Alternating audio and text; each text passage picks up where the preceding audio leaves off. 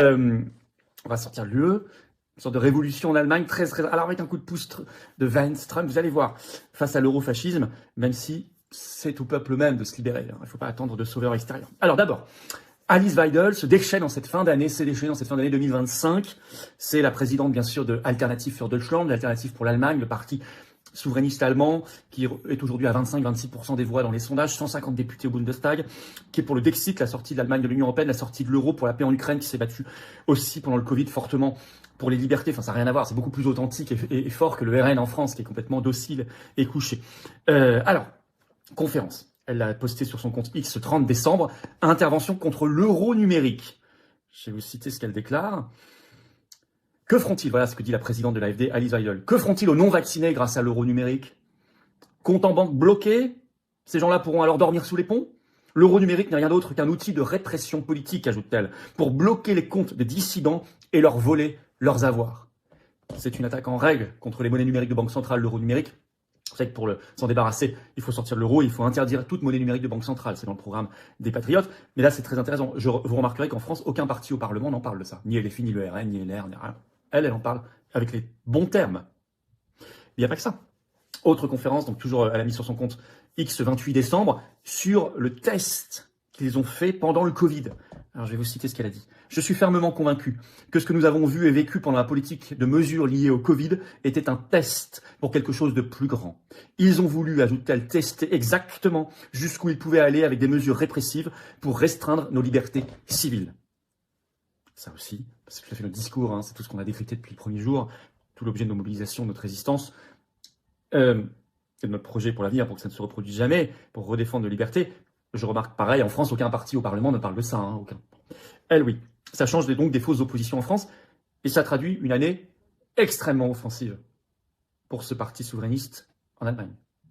D'autant que, alors ça c'est une révolution, on a appris ça par le site spécialisé Euractiv ce 30 décembre, le titre « Fin de l'interdiction pour l'extrême droite allemande ». L'extrême droite, c'est leur terme, ils parlent de l'AfD, bon, enfin vous avez l'habitude, extrême droite, complotiste, tout ce que vous voulez. Bon, on sait ce que ça veut dire, d'assister, donc fin de l'interdiction, d'assister à la conférence de Munich sur la sécurité. Alors je vais vous citer, vous allez comprendre.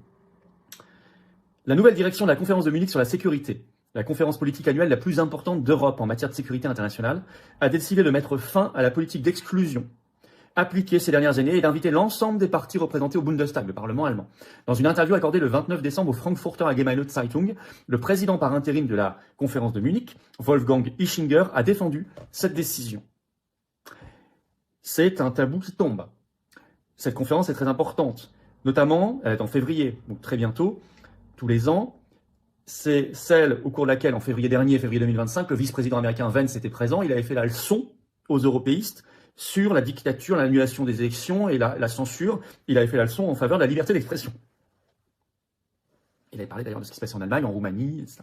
Ça avait choqué les européistes, ils en parlent encore. C'est là que l'AfD maintenant va être invitée. Et il y a eu une pression américaine, très intéressant. Alors, je vous cite un autre extrait de Euractiv. Ce revirement intervient dans un contexte de tension transatlantique accrue autour de la liberté d'expression et de la régulation politique en Europe. Lors de la précédente édition de la conférence de Munich sur la sécurité, le vice-président américain Vance avait vivement critiqué l'Union européenne, ce que je vous disais, l'accusant de s'éloigner de ses valeurs fondamentales en excluant certains courants politiques. Lorsque des dirigeants politiques représentent une circonscription importante, il nous incombe au moins de participer au dialogue avec eux, expliquait J.D. Vance devant l'auditoire en février.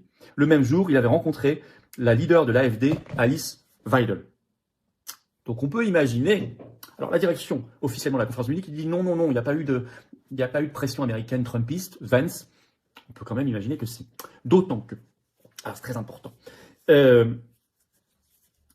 manifestement l'administration trumpiste veut empêcher l'interdiction en Allemagne de l'AfD, car vous savez qu'il y a un projet en Allemagne d'interdiction constitutionnelle de ce parti, que depuis le mois de mai 2025, ils sont sous enquête des services de renseignement allemands. Ils ont le droit d'être écoutés, surveillés, leur compte en banque bloqué, et ils peuvent être interdits et dissous. C'est ce que demande d'ailleurs le parti SPD, c'est ce que demande aussi le président allemand, qui n'a pas beaucoup de pouvoir. Le pouvoir en Allemagne, c'est le chancelier, mais enfin le président, c'est un rôle symbolique. L'a demandé récemment, j'en avais parlé de tout ça. Et alors, nous avons des révélations dans le magazine allemand Spiegel le 30 décembre. Je vais d'abord vous lire le chapeau de l'article.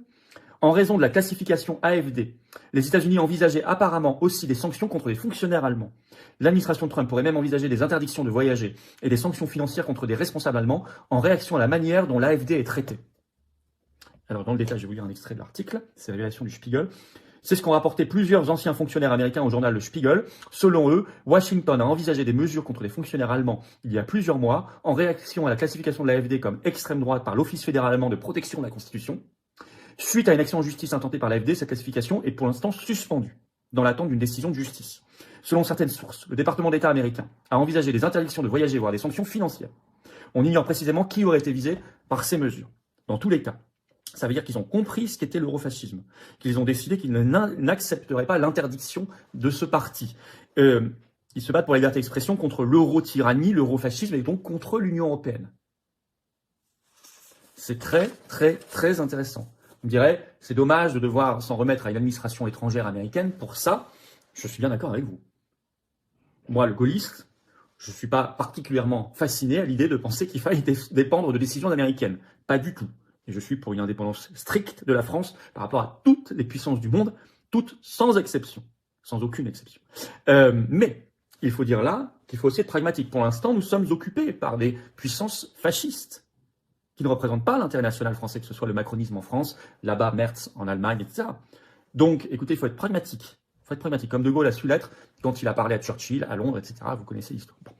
En tous les cas, c'est très, très, très intéressant. Alors, ça fait réagir Merz, qui a la même technique, le chancelier allemand, qui est un européiste belliciste, qui a la même technique que Macron, la course à la guerre, la même manipulation. Et il l'a dit dans ses vœux, c'est une vidéo en Allemagne qui est mise en ligne, ses vœux de Nouvel An, du 31 décembre, en parlant pour la guerre Ukraine-Russie d'une guerre pas si lointaine, je cite, toute l'Europe est visée. Alors je vais vous citer selon les médias allemands ce qu'il a dit. Ce n'est pas une guerre lointaine qui ne nous concerne pas. Car nous voyons de plus en plus clairement que l'attaque de la Russie faisait et fait partie d'un plan qui vise toute l'Europe. Chaque jour, l'Allemagne est également victime de sabotage, d'espionnage, de cyberattaques. Pour nous, Européens, cela signifie que nous devons défendre et affirmer nos intérêts encore plus fermement par nos propres moyens, a assuré Friedrich Merz, le chancelier allemand. Même stratégie que Macron. Il sent qu'il y a un problème pour lui.